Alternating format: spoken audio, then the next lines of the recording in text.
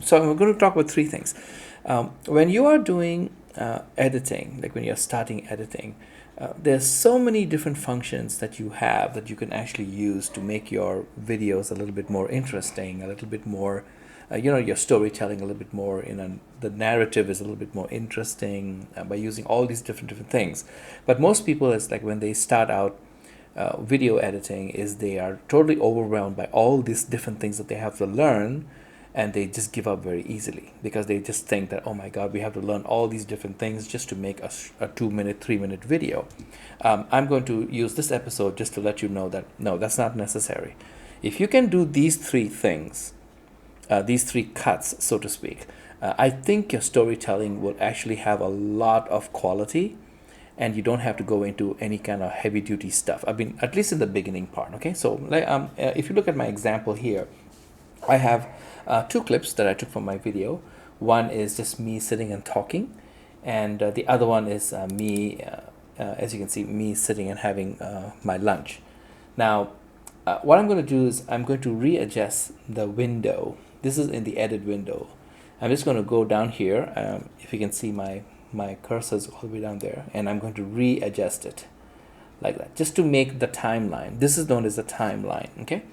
Now, when you look at DaVinci Resolve and the way it works, just like any other video editing software out there, it uses what is known as a track system, where you can actually lay videos on like a track. Like the videos will be on the top and the audio will be in the bottom. Like for example, let's say if I have this video right here and I have a point right here, I'm going to just take that point right there and I'm going to press Q. This has already been pre-programmed. That means I'm basically what I'm doing is I'm selecting only one part of the video to fly it into the timeline. Like I don't need the entire clip. I just need this one particular part. So I just took it over here, and then I moved my cursor down a little bit till, let's say, you see these two girls are walking into the scene. I don't want them in the scene, so I'm going to stop them right there. And then I'm going to press W. So what I have done is I have used an in and out. I have pre-programmed my keyboard so that I use QWE. So Q would be the in, W would be the out, and E would be the append. That means I will take that part and fly into the timeline. So I have my beginning point, which is right there. And then I have my ending point, which is right there. So I did not take the entire clip. I'm just taking one part of it. And now if I press E, you see it'll fly right into the timeline. Okay, now I'm going to make the timeline a little bit bigger so that way you can, visually you can see it. I'm going to make it this way, and I am going to make my video bigger, my audio bigger. Okay, so there you go. Now I'm going to remove the media one just for one second. I'm just going to like press a button. I'm going to remove the media part. So if you see that, you can see the whole thing. Okay, now up here is the source. That means that's the original video. Over here is what I have in the timeline. So this is the source. That means it's from the videotape. That means the original video clip. And then on this side, over here, on the right hand side, is what is in my movie. Okay, so that's why it looks like a duplicate. And so I'm going to go back over here, and now when I play it, you notice my movie is actually playing.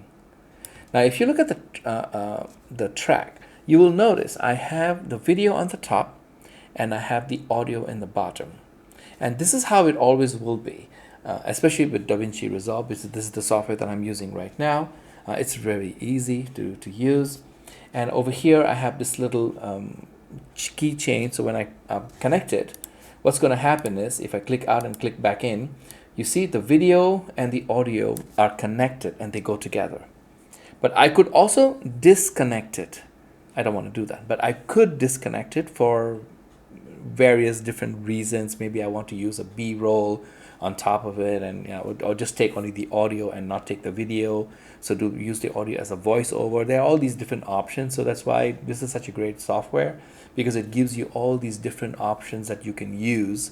So that way anything you shoot, nothing can actually go to waste. You could actually use all kinds of stuff. So in this case, I'm connecting it together. But let's say if I disconnect it, what would happen? So here it goes. If I disconnect it,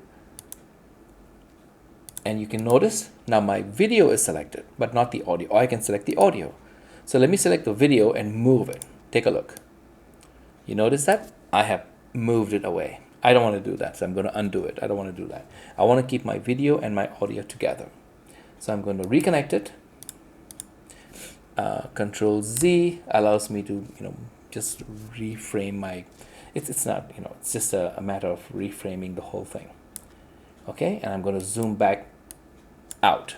Now I'm going to go back to my media, and I have another clip which I'm going to double click, and it's going to show up in the source. Remember, on this side is the source, that means that's the original tape, and on this side is the one that is actually in the timeline.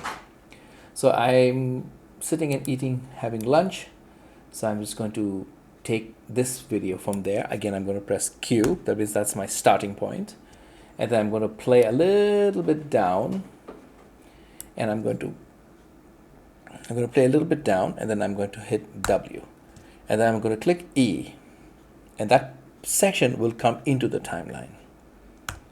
There you go. So now what do I have? I have two different clips, and they're back to back in the timeline. Now let me remove the media, and let me go in, zoom in a little bit, okay, so that way you can see. Okay, so in the beginning, that is the first clip, and then over here is the second clip. Now what you see in the middle, where these two clips join together, that is known as a hard cut. That means I'm going from one clip to another clip. That means that's known as a hard cut right there. I mean, it's just straight up. So the cut is between the video and the audio, but exactly aligned. Okay. Now the reason why I say this is because now I'm going to introduce you to what is known as a J cut, the letter J, and what is known as an L cut, the letter L. So now I'm going to zoom into this little section. I'm going to zoom in. Okay. Now, here's the question. You might say, well, what is the benefit of these two? What happens in the editing world, or in how they use these cuts, is sometimes you want to have the dialogue continue, but the video has changed. So it's like an L, where the video has stopped, but the dialogue of that video still continues. So for example, let me do it over here. Watch, and you're going to love this. This is really interesting. So I'm going to unchain the two clips, because if I move, when it was connected, if I move, they're both going to move accordingly. I don't want to do that. I want to move only the audio.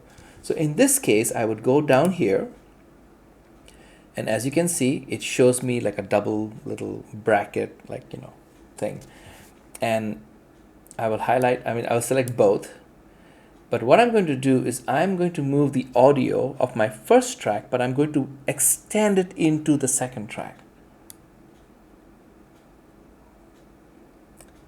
Do you see that? That's what I did. I extended it. Okay, now let me do something different so that way we can maybe understand this a little bit better. I'm going to click this, and I'm going to change the color. I'm going to go to clip color. I'm using left click, right click, and I'm going to make it orange. Sounds good? Okay. Now you can see, which is the first clip, which is orange, and the second clip, which is the original green. So now I'm going to go and unchain, and I'm going to select my audio, only the audio. And now you notice what happens.